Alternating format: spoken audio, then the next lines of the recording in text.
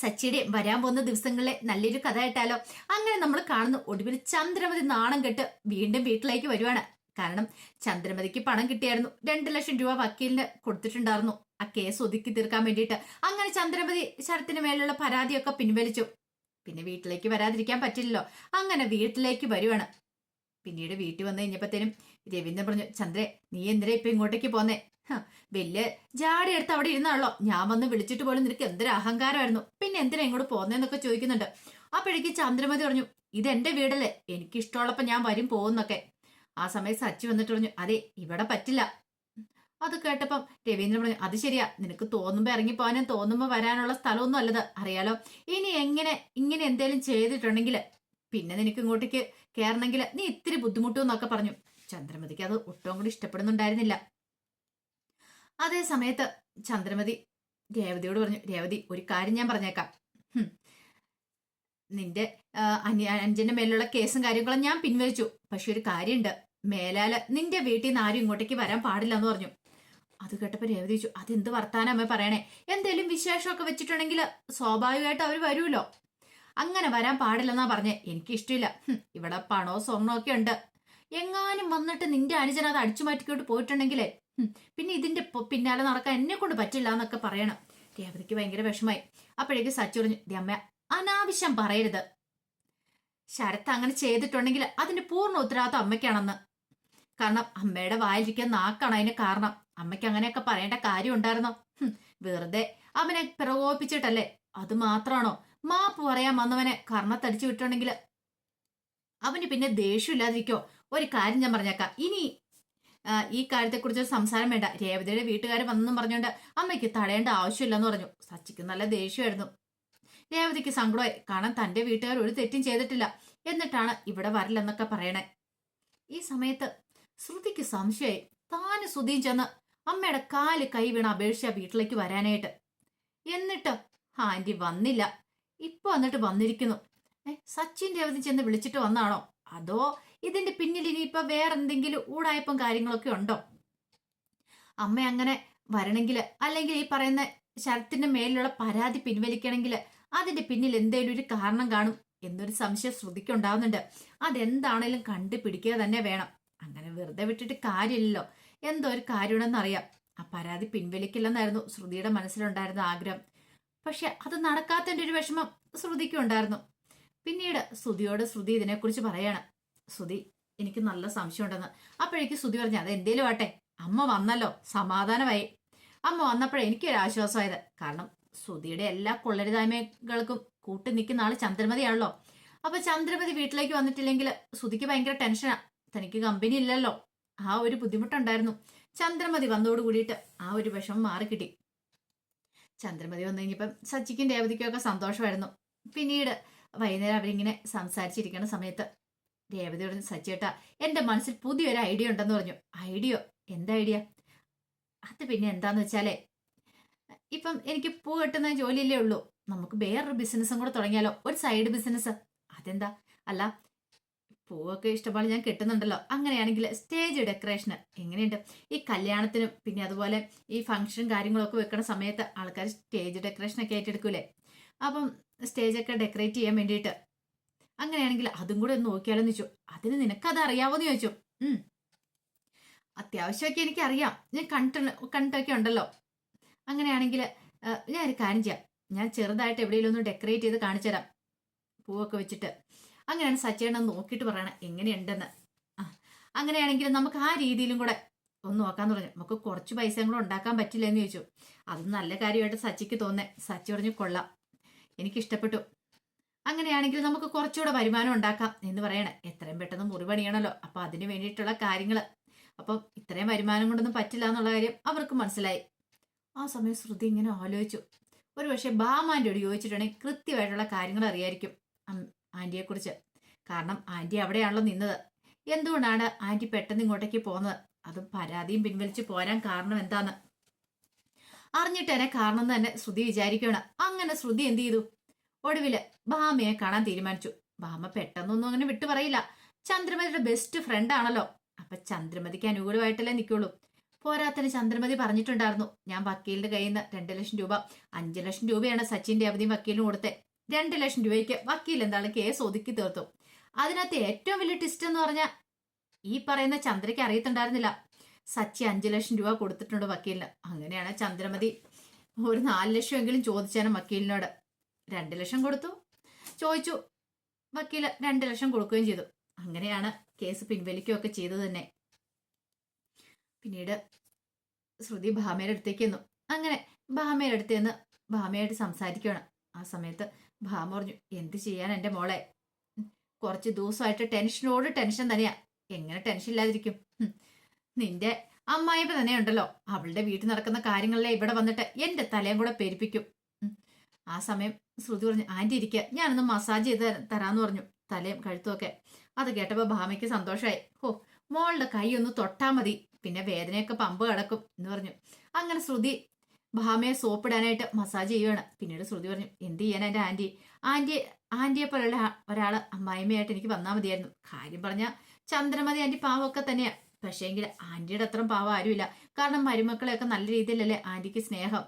അത് കേട്ടപ്പോ ഭാമ പറഞ്ഞു, പറഞ്ഞിട്ട് എന്താവാൻ എൻ്റെ മോളെ, എനിക്കൊരു മകനുണ്ട്, എൻ്റെ മകനെ വിളിച്ചോണ്ട് എൻ്റെ മരുമോള് പോയില്ലേ പാവം, അതുകൊണ്ട് ഞാനിപ്പോ ഇവിടെ കിടന്ന് കഷ്ടപ്പെടുന്നേന്ന് പറഞ്ഞു. അത് കേട്ടപ്പോ ശ്രുതി പറഞ്ഞു, ആന്റി സങ്കടപ്പെടുവൊന്നും വേണ്ട, ഈ ആന്റിക്ക് എന്തെങ്കിലും ആവശ്യമുണ്ട് ആന്റി എന്നോട് പറഞ്ഞാൽ മതി എന്നൊക്കെ പറഞ്ഞു.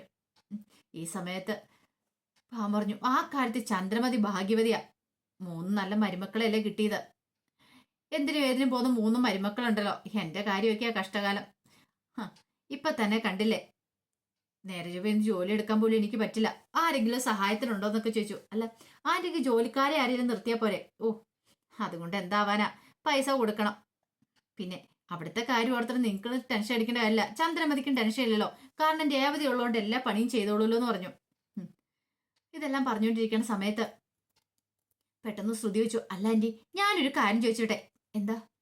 പെട്ടെന്ന് എന്ത് പറ്റി ചന്ദ്രമതി ആന്റി ശരത്തിന്റെ മേലുള്ള കേസ് പിൻവലിക്കാൻ കാരണം എന്താന്ന് ചോദിച്ചു. അതോ, ബാക്കി 2 ലക്ഷം രൂപ കൊടുത്ത പിന്നെ ആരാ കേസ് പിൻവലിക്കാത്തെ? പെട്ടെന്നാണ് അബദ്ധം മനസ്സിലായത്. അയ്യോ, പറഞ്ഞും പോയി, പറയാൻ പാടില്ലാത്ത കാര്യമാണ്, ചന്ദ്രമതി പ്രത്യേകം പറഞ്ഞിട്ടുണ്ടായിരുന്നു ആരോട് പറയരുന്ന്. അപ്പോഴേക്കും ശ്രുതി ചോദിച്ചു, 2 ലക്ഷം രൂപയോ? അയ്യോ, അത് മോളെ ഞാനേ ഓരോന്നിക്കിങ്ങനെ പറഞ്ഞു വന്നപ്പോ അറിയാതെ അങ്ങോട്ട് പറഞ്ഞു വന്ന, അത് വേറെന്തോ കാര്യം ഓർത്ത് പറഞ്ഞ അല്ലേ മോൾ, അതും കൂടി വിട്ടേക്കാൻ പറഞ്ഞു. അല്ല ആന്റി എന്നോട് സത്യം പറയണം, സത്യത്തിൽ എന്താ സംഭവിച്ചേ? എന്തോ 2 ലക്ഷം രൂപയുടെ കാര്യം പറഞ്ഞു, വക്കീല് കൊടുത്ത കാര്യം. ചന്ദ്രമതി ആന്റിക്ക് 2 ലക്ഷം രൂപ വക്കീല് കൊടുത്തോന്ന് ചോദിച്ചു. അത് പിന്നെ മോളെ, എൻ്റെ അടുത്ത് കള്ളത്തരം പറയണ്ട, ആന്റി കുറച്ചു മുമ്പ് എന്നോട് പറഞ്ഞെന്താ, എനിക്ക് മോളെ പോലെയാണ് നീ എന്നൊക്കെയല്ലേ, മക്കളോട് കള്ളത്തരം പറയേണ്ട കാര്യമുണ്ടോ? ആന്റി സത്യാവസ്ഥ പറയാൻ പറഞ്ഞു. ഒടുവില് ഭാമയ്ക്ക് ഉള്ള സത്യം പറയേണ്ടി വന്നു. അതെ, വക്കീല് 2 ലക്ഷം രൂപ കൊടുത്തു, അതുകൊണ്ടാണ് ശരത്തിന് മേലുള്ള കേസ് പിൻവലിച്ചത്. ഓഹോ, അപ്പൊ അങ്ങനെയാണ് കാര്യങ്ങള്. അത് വരട്ടെ, അല്ലാതെ ഒരു കാരണവശാലും കേസ് പിൻവലിക്കില്ല. എന്നാലും ശ്രുതി പറഞ്ഞു, ആന്റി വെറുതെ കള്ളത്തരം പറയുന്നല്ലേ? അല്ല മോളെ, ഞാൻ സത്യം പറയണേ, സംശയമുണ്ട് നീ വാ, ഞാൻ കാണിച്ചു തരാന്ന് പറഞ്ഞിട്ട് വിളിച്ചോണ്ട് അങ്ങോട്ട് പോകണം. ദേ, അവള് പണം പോലും കൊണ്ടുപോയിട്ടില്ല, കാരണം അവിടെ കൊണ്ടുപോയി വെക്കാനായിട്ട് അവൾക്കൊരു ബുദ്ധിമുട്ട് എന്നും പറഞ്ഞുകൊണ്ട് സ്റ്റെയർ കേസ് കയറി 2ാം നിലയിലേക്ക് പോവാണ്. അവിടെ ചെന്ന് അലമാരി തുറന്നു, കീയൊക്കെ ശ്രുതി കണ്ട് എവിടെ ഇരിക്കണേന്ന്. അങ്ങനെ അലമാരി തുറന്ന് കാണിച്ചു കൊടുത്തു, നോക്ക് 2 ലക്ഷം രൂപയെന്ന് പറഞ്ഞുകൊണ്ട്.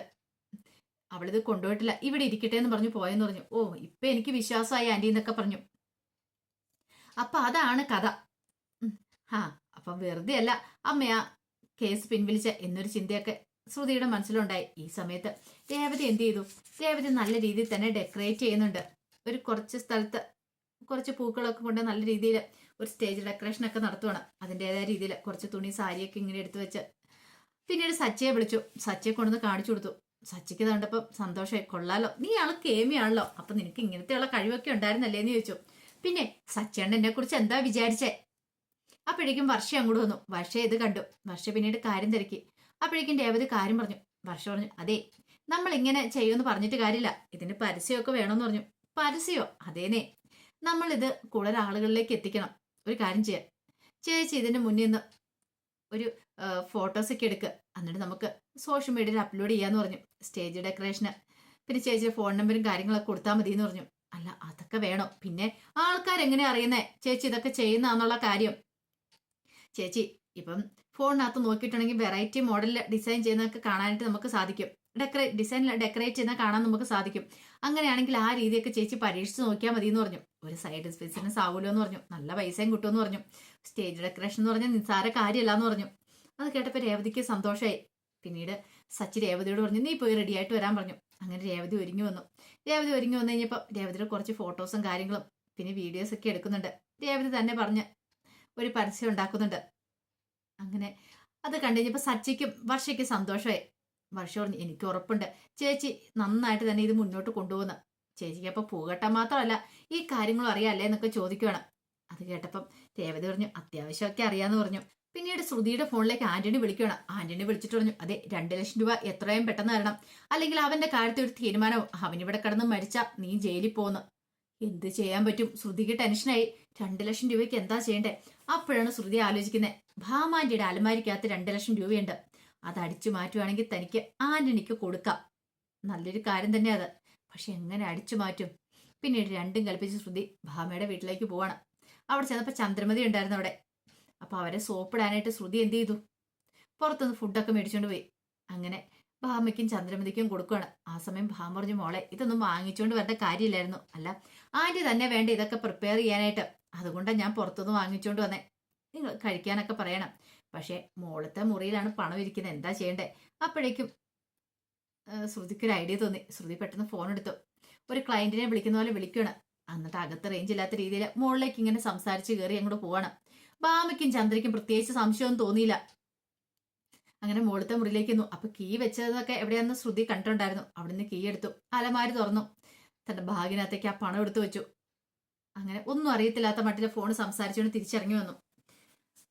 പിന്നീട് ചന്ദ്രമതി പറഞ്ഞു, മോൾക്ക് തിരക്കൊണ്ടേ പോയിക്കോളാൻ പറഞ്ഞു. നമുക്ക് ഒരുമിച്ച് പോയാൽ മതി ആന്റി, എനിക്ക് വലിയ തിരക്കുകളൊന്നും ഇല്ലാന്നൊക്കെ പറഞ്ഞ് ഒന്നും അറിയത്തില്ലാത്ത മട്ടില് ശ്രുതി നിൽക്കുകയാണ്. അപ്പൊ ചന്ദ്രമതിക്ക് കൊടുത്ത പണം അടിച്ചു മാറ്റിയിട്ടാണ് ഈ നിൽക്കുന്ന കാര്യങ്ങളൊക്കെ. അതിനുശേഷം ശ്രുതി പിന്നീട് എന്ത് ചെയ്തു? ആന്റണിയെ കാണാൻ പോകുന്നുണ്ട്. അപ്പൊ മീരയും കൂടെ ഉണ്ടായിരുന്നു. അങ്ങനെ ആന്റണിക്ക് കൊണ്ടേ പൈസ കൊടുത്തു. 2 ലക്ഷം രൂപ കൊണ്ടേ കൊടുക്കണം. ദേ പറഞ്ഞ തുകയുണ്ടെന്ന് പറഞ്ഞു. ഇനി അവനെ എവിടെയെങ്കിലും കൊണ്ടേ രക്ഷിച്ചോ, അവന്റെ പേരിൽ എനിക്കൊരു പ്രശ്നം ഉണ്ടാകാൻ പാടില്ല എന്ന് പറഞ്ഞു. ആന്റണി പറഞ്ഞു, കാര്യമൊക്കെ കാര്യം തന്നെ, ഞാൻ വാക്ക് പറഞ്ഞ വാക്ക് മാറ്റുന്നവനല്ല. പണം മേടിച്ചിട്ടുണ്ടെങ്കിൽ അതിന്റെ കാര്യങ്ങൾ കൃത്യമായിട്ട് ചെയ്തിരിക്കുമെന്ന് പറഞ്ഞു. അങ്ങനെ ശ്രുതിയെ പറ്റിച്ച് പാലം കടത്തി. ശ്രുതിക്ക് അറിയില്ലല്ലോ അത് ആന്റണി നവീൻ ദാസും തമ്മിലുള്ള ഡീലിങ്സ് ആയിരുന്നെന്നും. ശ്രുതി പോയി കഴിഞ്ഞപ്പോഴത്തേനും മുറിയിലേക്ക് എന്നു ആന്റണി. എന്നിട്ട് നവീനോട് പറഞ്ഞു, ഇതാടാ അവള് 2 ലക്ഷം രൂപ കൊണ്ടുവന്നിട്ടുണ്ട്, 50,000 രൂപ നിനക്ക്, ബാക്കി എനിക്കെന്ന് പറഞ്ഞു.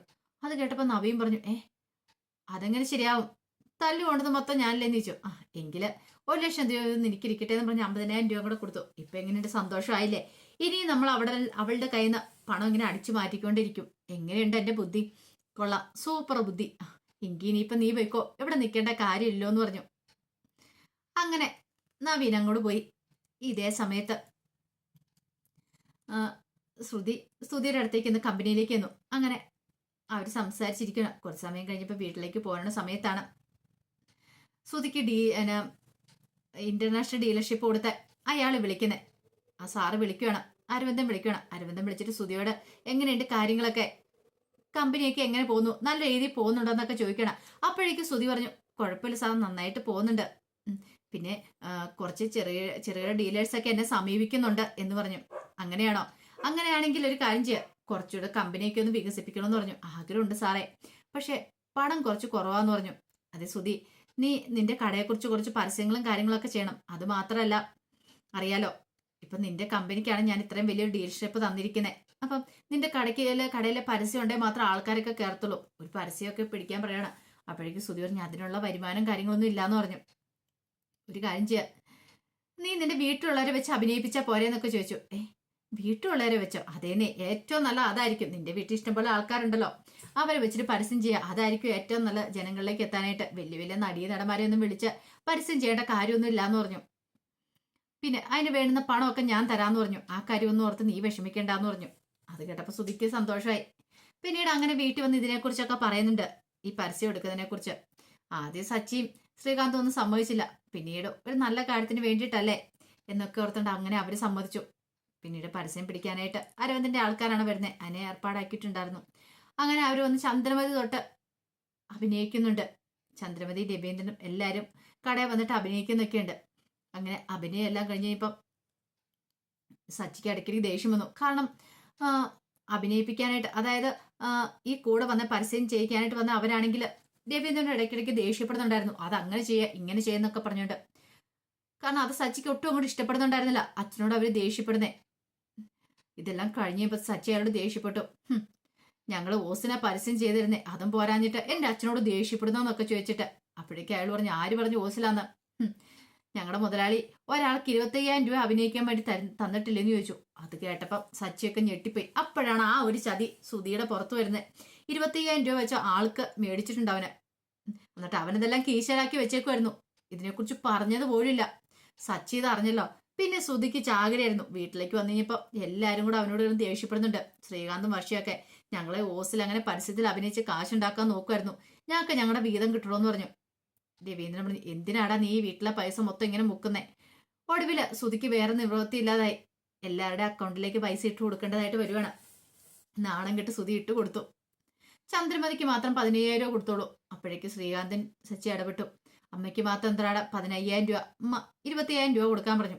അത് അമ്മയ്ക്ക് ഇന്നലെ 10,000 രൂപ കൊടുത്തെന്ന് പറഞ്ഞു. അപ്പൊ ചന്ദ്രമതി അതിനേക്കാളും അഡ്വാൻസ് ആയിരുന്നു. ചന്ദ്രമതി തലേദിവസം തന്നെ പണം കൈപ്പറ്റിയിട്ടുണ്ടായിരുന്നു. ചന്ദ്രമതി സുധിയും തമ്മിലുള്ള ഡീലിങ്സ് ആയിരുന്നു. അങ്ങനെ എന്താണെങ്കിലും സുധിക്കിട്ടൊരു പണി കിട്ടുന്നുണ്ട്. പിന്നീട് ചന്ദ്രമതിക്ക് പണത്തിന് ആവശ്യം വന്നു ചന്ദ്രമതി ഭാമയുടെ അവിടെ പോയി പണം നോക്കുന്നുണ്ട്. പക്ഷെ പണം അവിടെ ഇല്ലായിരുന്നു. ഒടുവില് പിടിക്കപ്പെടുന്നൊക്കെ ഉണ്ട് ശ്രുതി. അതിന്റെ വിശേഷങ്ങളൊക്കെ നമ്മളിനി വരുന്ന ദിവസങ്ങൾ കാണാനായിട്ട് പോന്നേ. ആ വിശേഷങ്ങൾക്കായി നമുക്ക് എല്ലാവർക്കും കാത്തിരിക്കാട്ടോ. അപ്പൊ എല്ലാ ദിവസവും ഉച്ചയ്ക്ക് രേവതിയുടെ സച്ചിയുടെ പിറ്റേ ദിവസങ്ങൾ ചാനലിനകത്ത് അപ്ലോഡ് ചെയ്യുന്നുണ്ട് കേട്ടോ. അതോടൊപ്പം തന്നെ വരുന്ന ആഴ്ചയിലെ വിശേഷങ്ങൾ എല്ലാ ദിവസവും ശനിയാഴ്ച ഉച്ചയ്ക്ക് അപ്ലോഡ് ചെയ്യും. അതുപോലെ തന്നെ നമ്മുടെ ഡെയിലി സ്റ്റോറി എന്ന ചാനലിനകത്ത് വേദയുടെയും വിക്രത്തിന്റെയും അലീനയുടെയും മനുശങ്കറിന്റെയും ഒക്കെ വിശേഷങ്ങൾ അപ്ലോഡ് ചെയ്യുന്നുണ്ട്. പിന്നെ പുതിയൊരു കഥയായ അരവിന്ദിന്റെ മക്കളുടെയൊക്കെ കഥ ഞാൻ അപ്ലോഡ് ചെയ്യുന്നത് നമ്മുടെ മെയിൻ ചാനലിനകത്ത് മാമ്പഴത്തിനകത്താണ് കേട്ടോ. അപ്പൊ അതും കാണാൻ താല്പര്യമുള്ളവർ കയറി കാണുകയും വീഡിയോ ഇഷ്ടപ്പെടുകയാണെന്ന് ലൈക്ക് ചെയ്യാനും മറക്കരുത് കേട്ടോ. അപ്പോൾ ഒരിക്കൽ കൂടി എല്ലാവർക്കും ശുഭദിനം നേർന്നോട് നിർത്തുന്നു. നന്ദി.